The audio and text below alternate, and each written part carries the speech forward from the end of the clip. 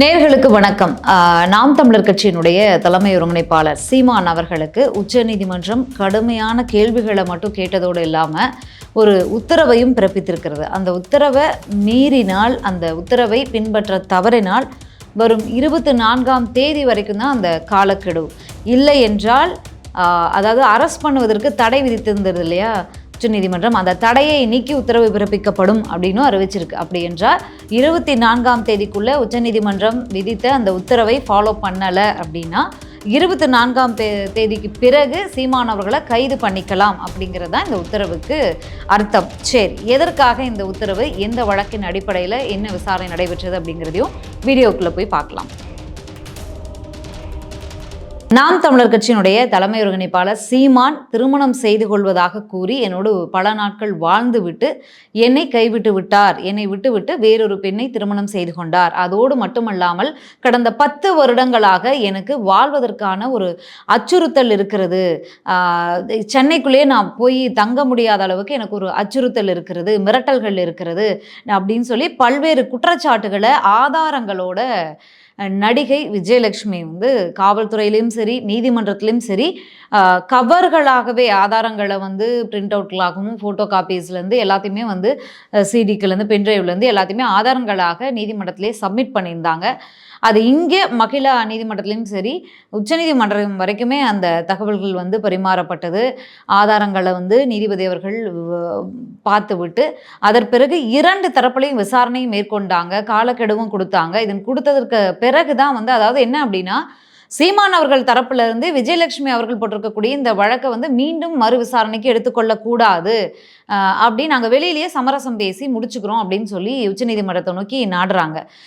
அதற்கு பிறகு விஜயலட்சுமி அவர்கள்கிட்டையும் கருத்து கேட்கப்படுகிறது. உங்கள் தரப்பு வாதம் என்ன, உங்கள் தரப்பு கருத்து என்னன்னு கேட்கப்படுது. அதற்கு பிறகு அவங்க எனக்கு நிதி வேண்டாம், எனக்கு நீதி தான் வேணும், எனக்கு சமரசமோ வெளியில் வச்சு பேசிக்கிறது செட்டில்மெண்ட் வேண்டாம் அப்படின்னு விஜயலட்சுமி அவர்கள் சொல்லிடுறாங்க. அதாவது இதே விஜயலட்சுமி அவர்கள் பல முறை பின்வாங்கியிருக்காங்க. ஒவ்வொரு முறையும் காவல் நிலையம் போவாங்க, அவங்களுக்கு சப்போர்ட்டாக யாராவது போவாங்க, காவல் நிலையம் வரைக்கும் போயிட்டு திரும்ப ஒரு ஃபோன் கால் வந்தால் போதும், மாமா தப்பு பண்ணல, நான் பெங்களூர் போகிறேன் அப்படின்னு சொல்லிட்டு கிளம்பிடுவாங்க.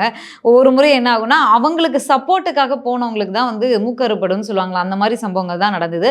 ஆனால் இந்த முறை விஜயலட்சுமி அவர்கள் ரொம்ப தீவிரமாக இருக்காங்க. அதற்கு காரணமும் சீமான் அவர்கள் தான். ஏன் அப்படின்னா, இந்த விசாரணை இங்கே சென்னையில் நடைபெறும் போது, காவல்துறையில் காவல் நிலையத்துக்கு வரும்போதும் சரி, நீதிமன்றத்துக்கு போகும்போதும் சரி, சீமான் அவர்கள் கொடுத்த காலையில் ஒரு ப்ரெஸ் மீட், மதியம் ஒரு ப்ரெஸ் மீட், நைட்டு ஒரு ப்ரெஸ் மீட்டுன்னு ப்ரெஸ் மீட்டாக கொடுத்து தள்ளினாரு. இந்த சீமான் அவர்களுக்கும் இந்த விஜயலட்சுமி அவர்களுக்குமான இந்த வழக்கு தொடர்பான இந்த குற்றச்சாட்டின் தொடர்பான விசாரணையின் போதும் சரி, விமர்சனங்களின் போதும் சரி, ஒரு பெண் அப்படிங்கிறது கூட பார்க்காம, நம்ம பழகிருக்கிறோமே அப்படிங்கிறது கூட பார்க்காம, எவ்வளவு மோசமாக எவ்வளவு கொச்சையாக விமர்சிக்க முடியுமோ அவ்வளவு மோசமாக விமர்சித்தார். அவர் பேசிய அந்த நேரத்தில் அவர் பேசிய விஷயங்களை அவர் பின்னாடி நின்றுட்டு இருந்த கட்சி தோழர்கள் எப்படி தான் அதை கேட்டு சகிச்சுக்கிட்டு இன்னும் பயணிக்கிறாங்க அப்படிங்கிற அளவுக்கெல்லாம் அவர் பேசிக்கிட்டு இருந்தார். பல அட்வைஸ்களும் கொடுத்தார். அவர் கட்சியில் இருக்கக்கூடிய நிர்வாகிகளுக்கு பல அட்வைஸ்களும் இந்த மாதிரியான விஷயத்தில் எப்படி என்ன ஃபாலோ பண்ணுங்கடா அப்படிங்கிற மாதிரிலாம் கொடுத்துருந்தாரு. இதெல்லாம் அந்த நேரத்தில் ரொம்ப முகம் சுளிக்கும்படியாக தான் இருந்துச்சு. ஃபைனலாக அவர் பேசினது தான் விஜயலட்சுமி அவங்களுடைய இந்த கோவத்துக்கு காரணம். என்ன அப்படின்னா, அவன் என்ன சின்ன பொண்ணா, அதெல்லாம் நீங்களே ஃபீல் பண்ணிக்கோங்க, என்ன பேசினாருன்னு நான் உங்களுக்கு ரிமைண்ட் தான் பண்ணுறேன். அவன் என்ன சின்ன பொண்ணா, விருப்பமாக தானே வந்தாங்க அப்படி இப்படின்ற மாதிரி அவங்களுக்கு ஒரு பட்டப்பேரையும் கொடுத்து அவர் பேசியது இவங்களுடைய இவ்வளோ பெரிய கோவத்துக்கு காரணம். இந்த கோவத்தின் அடிப்படையில் தான் அவங்க உச்சநீதிமன்றத்தில் தீர்க்கமாக நிற்கிறாங்க. எனக்கு நிதியெல்லாம் வேணாம், எனக்கு செட்டில்மெண்ட் வேணாம், நான் வெளியில் வச்சு எதுவும் பேசிக்க வேணாம், எனக்கு இங்கே நீதி வேணும் அப்படின்னு நிற்கிறாங்க. இப்போ அதன் அடிப்படையில் விசாரணை முடிந்து இப்போ நீதிபதிகள் என்ன உத்தரவு பிறப்பிச்சிருக்காங்க அப்படின்னா, நீங்கள் 2 பேருமே ஒன்றும் சின்ன குழந்தைங்க கிடையாது, 2 பேரும் தெரிஞ்சு 2 பேரும் சமூகத்தோட தான் பழகியிருக்கீங்க. ஸோ அதனால் இன்னொன்று, பெண் அப்படின்னு பார்க்காம விஜயலட்சுமி தொடர்பான உங்களுடைய மோசமான இந்த விமர்சனங்கள், கருத்துக்கள், அவங்க ஏமாந்துருக்காங்க, அவங்களுக்கு அச்சுறுத்தல் இருக்குது, 10 வருடமாக நான் தமிழ்நாட்டுக்குள்ளே போய் தங்க முடியல அப்படின்லாம் அவங்க உச்சநீதிமன்றத்தில் அவங்க சொல்லியிருக்கும் போது இதையெல்லாம் கேட்ட நீதிபதிகள் வருகின்ற 24ஆம் தேதிக்குள்ள சீமான் அவர்கள் விஜயலட்சுமி அவங்க கிட்ட பகிரங்கமாக மன்னிப்பு கேட்க வேண்டும். இல்லை அப்படின்னா 24ஆம் தேதிக்கு பிறகு சீமான் அவர்களை கைது பண்ண தடை விதிச்சிருந்த உச்சநீதிமன்றத்தினுடைய உத்தரவு இருக்குல்ல, அதை திரும்ப பெறப்படும். 24ஆம் தேதி வரைக்கும் தான் காலக்கெடு.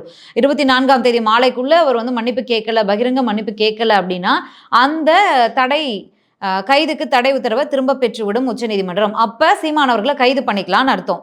ஸோ சீமான் அவர்கள் கைது ஆகிறதுக்கும், அதாவது விஜயலட்சுமி அவர்கள்கிட்ட மன்னிப்பு கேட்கல அப்படின்னா கைது ஆகிறதுக்கு 100% வாய்ப்பு இருக்கு.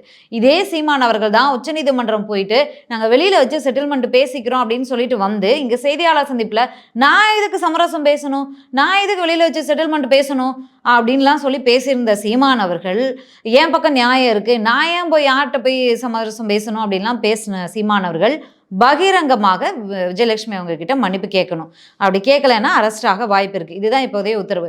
விஜயலட்சுமி வந்து தெளிவா நீதிமன்றத்தில் சொல்லியிருக்காங்க, அந்த மன்னிப்பு பகிரங்க மன்னிப்பு கடிதத்தை நீதிமன்றத்திலே வந்து சப்மிட் பண்ணணும் சீமான் அவர்கள் அப்படிங்கிறது விஜயலட்சுமி தரப்பினுடைய வாதமாக இருக்கு. அதற்கும் நீதிபதிகள் ஒப்புக்கொண்டிருக்கிறார்கள். அது ஒப்புக்கொண்டு தான் உத்தரவு பிறப்பிச்சிருக்காங்க. அப்போ இப்ப சீமான் அவர்களுக்கு ஒரு நெருக்கடி உருவாகி இருக்கு, மிக பெரும் நெருக்கடி உருவாகி இருக்கு. 24ஆம் தேதிக்குள்ள அவர் மன்னிப்பு கேட்க போறாரா, இல்லை அதற்கு பிறகு அவர் கைதாக போறாரா?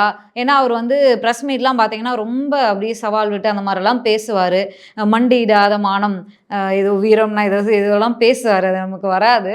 ஸோ வந்து என்ன பண்ண போறாரு அப்படிங்கிறது தெரியல. அந்த மண்டியிடாத மானமா வீரமா இதோட பேசுவார் இல்லையா? ஸோ அவர் வந்து இப்போ மண்டிட்டு மன்னிப்பு கேட்க போறாரா, இல்லை தைரியமாக கைதாகி உள்ளே போக போறாரா அப்படிங்கிறது தெரியலை. என்ன நடக்குது அப்படிங்கிறத பொறுத்திருந்து பார்க்கலாம். சீமான் தொடர்பாக பேசும்போது இன்னொரு விஷயத்தையும் பேசி ஆகணும். நம்ம ஆல்ரெடி வீடியோவாக உங்களுக்கு வந்து அந்த ஃபுட்டேஜாக உங்களுக்கு வந்து போட்டிருக்கோம். விஜய் அவர்களை திடீர்னு தாக்க ஆரம்பிச்சிருக்காரு. அதற்கு என்ன காரணம், என்ன பின்னணி அப்படிங்கிறத, அதாவது இவ்வளோ நாள் தாக்கிட்டு இருந்தார், அதாவது நேரடியாக தாக்க மாட்டார், இந்த அளவுக்கு இறங்கி அடிக்கவே மாட்டார். அதற்கு என்ன காரணம், இதற்கு முன்னாடி என்னென்ன சந்திப்புகள் நடந்திருக்கு, ஏன் இந்த டோனை சீமான் அவர்கள் எடுத்திருக்காரு அப்படிங்கிறதா நம்மளுடைய நாளைய வீடியோ. அந்த வீடியோவும் பாருங்கள். உங்களுடைய கருத்துக்களை கமெண்ட்ஸில் பதிவிடுங்க. நன்றி, வணக்கம்.